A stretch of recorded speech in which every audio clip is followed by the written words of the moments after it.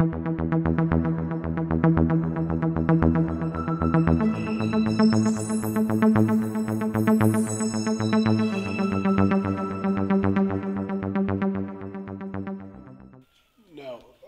today is August 2020.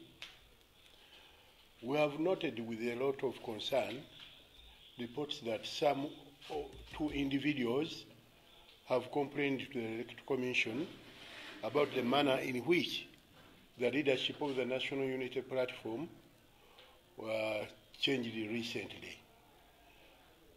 So we wish to clarify as follows. Although we have not been given a copy of the complaint, certain vision reports that the complainants are Mr. Seremba and one Lilian Odinga,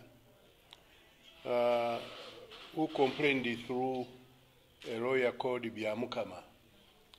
Now, National Unity Platform, as a registered political parties, has got the lawyers that we always use in the normal business. So the lawyer so-called Biamukama, James is not known to us, and we don't know his hesitations with the two complainants. First of all, I wish to clarify that none of the two individuals has ever been a member of the National Unity Reconciliation and Development Party. Those two people, even if you brought any of them around here, they will not identify me as the president because they've never seen me. They have never been party with our political grouping. So it is that comes to our surprise. And they do not appear anywhere in the register. Each political party is supposed to keep a register of membership like this. This is our national register.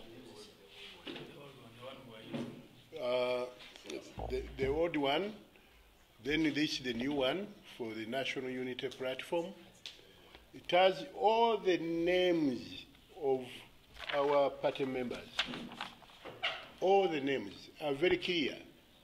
And here you are, free to examine document. We don't have one called Lilian. We don't have one called Seremba. So the lawyer, the so-called lawyer, connived with the unknown people from nowhere to put a complaint to the Electoral Commission, which is totally wrong and it's against the laws of the country, I hope. Now, for the last 16 years, we've maintained a member register, and we are able to give out few membership cards to those members who were within the party and running the affairs of the party. But the two people being talked about is a new matter to us. So we challenge the Electoral Commission to check whether in the register, wherever these people should identify themselves with national IDs to ensure that they are truly registered Ugandans. Because every Ugandan must have a national ID. Now you cannot come to me putting a claim and yet you are not registered anywhere, not even a registration within a country. We cannot allow that. The other point is that as a complaint goes to the Electoral Commission, it is incumbent upon the Electoral Commission to refer those members of ours, if at all they are members, back to the Secretariat of NAP so that the Secretariat resolves their complaint, whatever the complaint may be. It's not Electoral Commission as a regulator to sit up there and say we have received a complaint. Now a complaint which doesn't come to the Secretariat, you cannot just go behind us, put a complaint somewhere, and you claim to be a member of the party. The party has got a leadership. The leadership of the party members are there they should be consulted 24 hours. You know, if at all there is a member complaining of anything, the first place of complaint must be the Secretariat. But we hear some people who are not known to us, they are not anywhere in the register, going to the Electoral Commission to stage a complaint. That's very wrong. Now, I believe those people, if those people exit, they are being sponsored by the state to disrupt or delay the party president, Honorable Robert Kyagulanyi. If that is if the complaint exists, I believe the Electoral Commission will dismiss it with the contempt it deserves. It contains nothing but falsehood. Now, if they exist, we shall ever sue them for impersonation, because the complaint we saw on the Facebook claims that they were leaders within the party. And we wonder which position they were holding in the party, which office they have ever held in the party, whatever responsibility they have ever held in the party. So there is a lot to be clarified by the Electoral Commission. Now, the Political Parties and Organizations Act requires all leaders to be registered with the Electoral Commission. And these names do not appear anywhere in the records of the Electoral Commission. So there I wonder how Electoral Commission could simply allow hooligans from the streets walking in the office and putting such a claim. Now, secondly, the party has existed for the last 16 years. Every step we took, including changing the name from National Unity Reconciliation and Development Party, was published in the newspapers. And we notified the Electoral Commission of the same, of that law requirement. Therefore, it is wrong for the Electoral Commission to deny any knowledge of our activities. It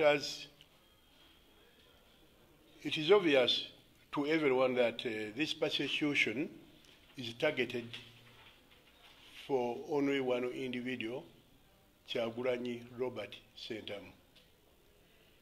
Now, thirdly, there has been reports that Honorable Kyagulanyi bought the party from us. That's rubbish, total rubbish. A political party is not a commodity for sale. And here I wonder which supermarket that sells political parties, or where you can go and bargain to buy a political party. Political party is not a commodity which can be sold or bought on the market. It is not something which can own as an individual. You cannot own a political party as an individual. Therefore, it is a legal entity in which has its constitution and other bylaws. The comrades who are leading the party now became members last year, and we followed all the steps to change leadership. Honorable Kyagulanyi has never paid to us any shilling, any penny. I challenge whoever has that evidence of party having been sold to come up with that kind of evidence, and we shall challenge him or her. I repeat, Honorable Kyagulanyi never paid any money to us. It's an internal leadership organization that we have to change our leadership within every 4 years of Parliament. So we changed the leadership amicably, seeing that probably Kyagulanyi had an upper hand, than some of us were the leaders for the last 16 years. And for us, Ugandans, were unable to propel the party to the level where it is now. It's only 2 weeks ago when we unveiled this party, but you can see the fire that the party has put in the public. Therefore, the panic of government, therefore the panic of the Electoral Commission, therefore the panic of some of these so-called NRM sycophants. Because I think these people trying to put a claim on a party are NRM what? Cadres or sycophants. Now, finally, I want to inform the nation that ever since we made these changes, I've been receiving threats, threatening calls, and some messages asking why I allowed the Honorable Robert Kyagulanyi to become a party president or party leader. On Thursday last week, some unknown people came to my home at night, and I had to run away through other security corridors. And I didn't spend the night in my home. And they continue following me everywhere I go around town, putting up all kinds of statements. But I want to assure the public again that the party is strong, it's a legal entity, and it's growing stronger under the new leadership headed by Honorable Kyagulanyi. So I thank you, ladies and gentlemen, for listening.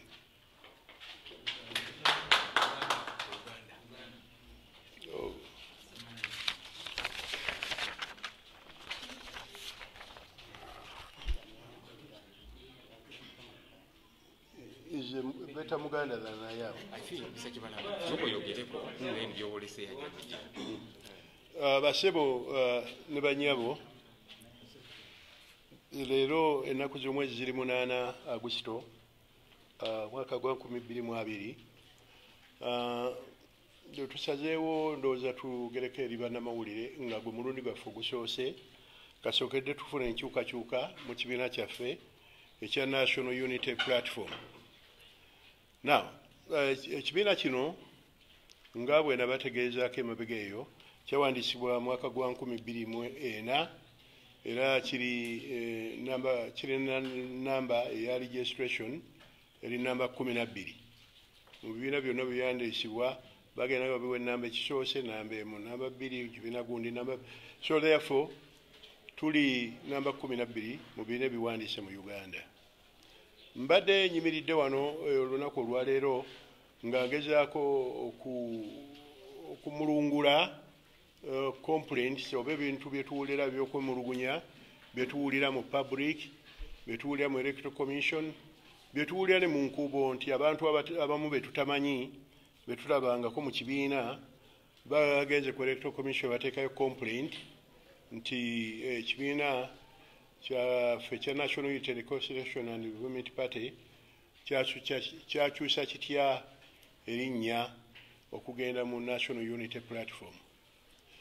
Tubategeeza wano olwaleero nti ekibiina kyonna okukyusa erinnya kiri mu mateeka kikkirizibwa era bagenda mu maaso n'owaayo notisi n'owaayo ebiseera enkiiko ezinaatuulira kati ebiva mu nkiiko ezo minatisi zammwe mwe muva resolution egamba nti tukyusa erinnya ly'ekibiina kubanga liri erinnya nga oli wa National Unity Reconciliation and Development Party lyali ggwanvu nnyo ng'abantu baffe abo mu kyalo bakalubirwa n'okuli spelling oba okulyogerako naye ne tugamba tufuna National Unity Platform NAP linnya limpi bulungi ate ne NAP NUP ebala nyimpi nnyo ng'abantu tebajja kugibuusabuusa. Ensonga lwaki twakyusa ekibiina erinnya tewali ensonga ndala yonna naye erinnya lyali ggwanvu nnyo abantu b'ebyalo nga bakivuunula bulala tebakitegeera so ne tufuna erinnya eppya era tugenda mu maaso nga tukola emirimu gyaffe. Kati ekiseera we kyatuuka nti buli luvannyuma lw'emyaka 4 ebibiina by'obufuzi birina okukyusa okulonda obukulembeze obujja. Twagenda mu maaso ne tutuuza olukiiko lwa NEC ne lusalawo nti tujja kutuuza Tabamiruka owa Delegates Conference nga ennaku z'omwezi 14 July 2020. Twagenda mu maaso ne tulanga mawulire notices ne zigenda mu Electoral Commission tuwandikira poliisi olw'okutuwa obukuumi ku lunaku olwo ne bo baafuna ebiwandiiko era ne tebatuddamu naye bo nga bafuna ebiwandiiko ebyaffe. Therefore olunaku nga lutuuse twagenda mu maaso tutuuze olukiiko olwo lwe twatuuza badelegates nga bwe twali in consideration na bino ebya COVID guidelines. Twayita abantu abaali namba emala, twayita abantu tulanga ne mawulire New Vision nga tuwa notice ey'olukiiko olwo. Twatuuza olukiiko lwalonda obukulembeze obupya era nga president omupya yalondebwa ku lunaku olwo ye Honorable Ssentamu Kyagulanyi. Nze ku lwange nga Nkonge Moses Kibalama sirina nnyo mululu gulemera mu kibiina. Ekibiina twakyahanding over misana tuku bannamawulire abamu mwaliwo wano ne Tabamiruka ebyasalawo byonna twabitwala mu Electoral Commission ebikola ki ne biwandiisibwa. Kati bwe mmera okuwandiisibwa mu Electoral Commission teri weetandikira kutugamba nti mwakola okuŋŋaana telwali mu mateeka. Kuba twagiwandiikira dda era ne rekodi zaffe ne tuziteeka ki ku rekodi era babirina. N'olwekyo kyewuunyisa bwe tugenze okulaba mu mawulire gano aga Saturday ey'olwaleero nga waliwo abantu babiri abeeyita Lilian Odinga ne Seremba Edward. Nze amannya ago abiri agogerwako sikirina mu bwongo bwange, sikimanyi era sikikkiriza ti abantu abo bali babaddeko memba baki ba National Unity Platform oba National Unity Reconciliation and Agreement Party. Kuba tulina registra yaffe nga we nabalaze registra eno erimu amannya ag'abantu abasukka 5,000. Registra eno yekuuma omuntu gw'oyita memba w'ekibiina. Memba w'ekibiina ateekwa okuba nga ali mu registra eno. Ate kati twakyusiza namu twagala abamemba b'ekibiina abali ewala mu district eyo nabo bakole ki bagende bewandiise ku district level. Registra eya district level ejja kukwatagana bulungi ne registra eriwa eno omusangibwa amanya g'abamemba bonna. Kati n'ogenda osanga nti omukyala ayogerwako Lilian what's the name Odinga tetumumanyi, tetumulabangako, tabeerangako memba wa party. Ne Seremba Edward tabeerangako memba wa party. Therefore abantu bano bastaging nti state ne ba staging abantu mugende mukole complaint kubanga bwe munaakola complaint Kyagulanyi bajja kuba bamuggalidde nga talina takyasobola kukola ki kukozesa kibiina ekyo. Ebyo ssebo mubiwulira naye si bituufu n'akamu. Abantu oboogerwako tetubamanyi era si bamemba b'ekibiina kubanga mu National Register tebaliimu. Ne kaadi yaffe ey'ekibiina membership card tebagirina. Kaakati otandikira okukola complaint omuntu afaana bw'otyo. Tolina kaadi ya kibiina n'okola complaint. Ate mujjukire kino mbadde nkyogerako wano nti mujjukire kino omuntu bwe muba nga mulina political grouping bwe tuba nga tulinamu abantu abacomplaininga kuba buli mutendera gwonna tukkiriza complaint. Omuntu yenna waba complaininga yandize ku secretariat n'ateekayo complaint ye wa secretary general kuba emirimu gye n'agamba nze ni memba temwampita kiri bwekiri. Secretariat etuula n'abakulembeze abapya abaliko ne bagamba no eno yali nsobi oba wali oteekwa okuyitibwa tewayitibwa yali nsobi ne batereeza ensobi ezo. Naye omuntu agenda waggulu eri obutere ku Electoral Commission kubanga eri office ya gavumenti ejja kubalagira ba spoilers batandika okwonoona obwonoonyi. Bageze kakiiko ka byakulonda n'obabuuza nti mmwe oba muli bammemba ba kibiina mwageze wa secretary general ne mutegeeza complaint yammwe? Nothing. Abantu, you can't pick people from the streets noba parading ati bagende ne baloyers babadde in my lifetime myaka 5-9 mbadde simanyi nti eriyo baloyo abayaayi nakitegedde lundi just yesterday I was pondering nebuuza kiki lawyer n'oyimirira nga tubuuziza bantu abo. First of all, I challenge them babajjeko national ID bwe banga eriyo omuntu gwe bayita Odinga Lilian ng'alina national ID mu linnya eryo bagireete ne Edward Seremba balina national ID mu linnya eryo bagireete then tugende mu register eno bagichecking obanga Odinga Lilian Seremba oba bali mu register without which nga tubalese na membership card Electoral Commission yali badde teyogerera bo wadde okubawa audience naye Electoral Commission bakola kyekubira ataliimu atajja just kubanga Robert Kyagulanyi akulembedde ekibiina ky'obufuzi nja kubabulira emabega eyo waliwo ambassador waffe owa Uganda Russia yali president w'ekibiina kyo twakola emikolo gyegimu natwala obukulembeze oyo ebamu Russia agenda tukiikirire nga eggwanga twafuna obukulembeze obulala omwami Nyanzi Joseph natwala obukulembeze obwa president bwa party likewise ku luno era twawadde Kyagulanyi naye Kyagulanyi afuse Kyagulanyi abasajja bakubagana empale bali misinde. So therefore I'm telling you that I wanted to clarify on those few points that those requirements are not members of any NUP. They are not known anywhere in our circles, and we stand to challenge them in courts of law. I thank you.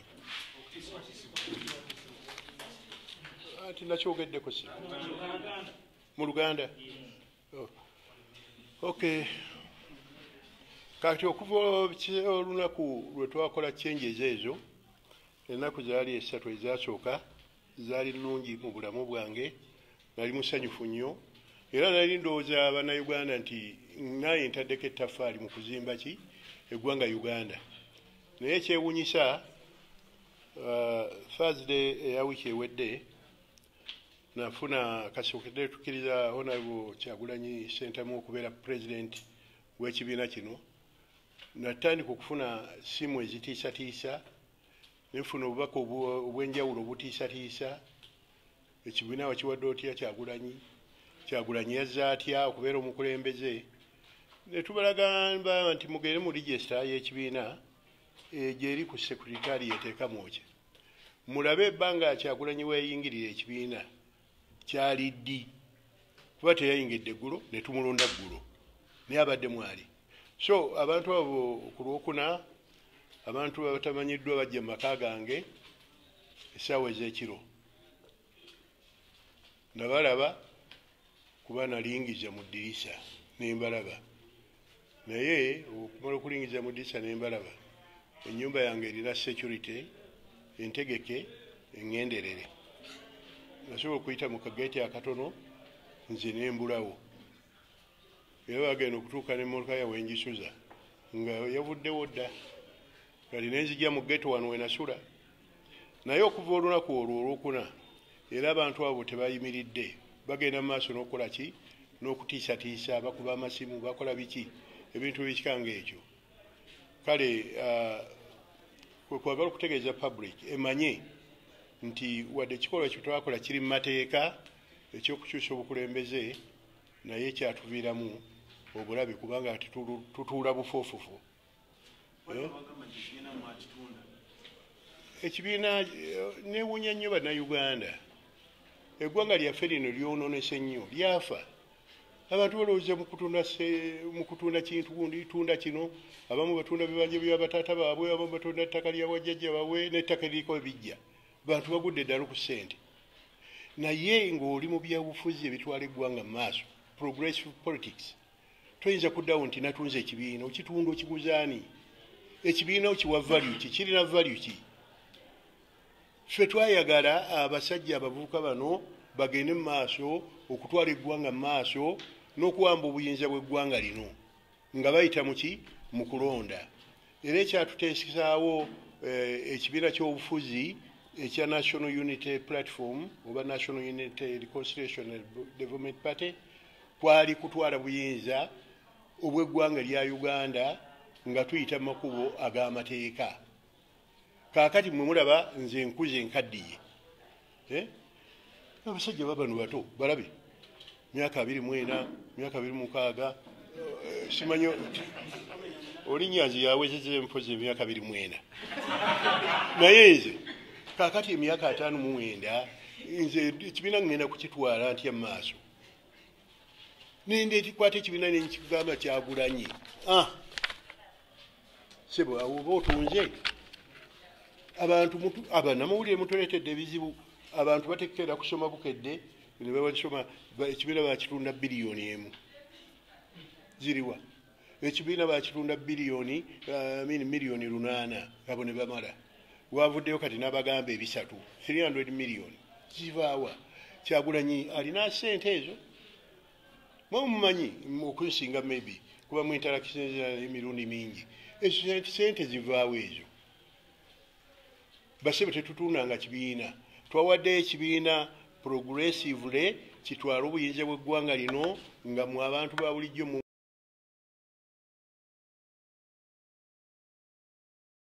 muwadde akalulu n'okuwagira ekibiina kyammwe ekyo era mmwe mwennyini ayagala membership card waddembe okujja wano ku secretariat n'afuna membership card n'agenda yesimbawo teri ajja kusaba mutwalo gumu wano nti mu nkukutu genda wali bakuwandiike kubanga ofunye omutwalo ebintu byo bw'oba oyagala okutwala okukyusa eggwanga lyaffe lino ebintu by'enguzi n'ebyo obugundi bamuguze bamuwadde miliyoni 5 ebintu ebyo biveewo owulidde ffe tuli progressive people era nze lwaki nakwata ekibiina neŋŋamba bantu bano nti banne bamemba tutuule tukyuse obukulembeze nga nze nzennyini endaba sirina gye nkitwala ekibiina ng'omuntu omu nenjagala tufune abantu abalala bazze batukwatiddeko mugamba nti baguze ekibiina bakigulawa bakigula mu supermarket yawe eyo sebo A political party is not a commodity that you can buy from a supermarket or a petrol station or anywhere else. Thank you.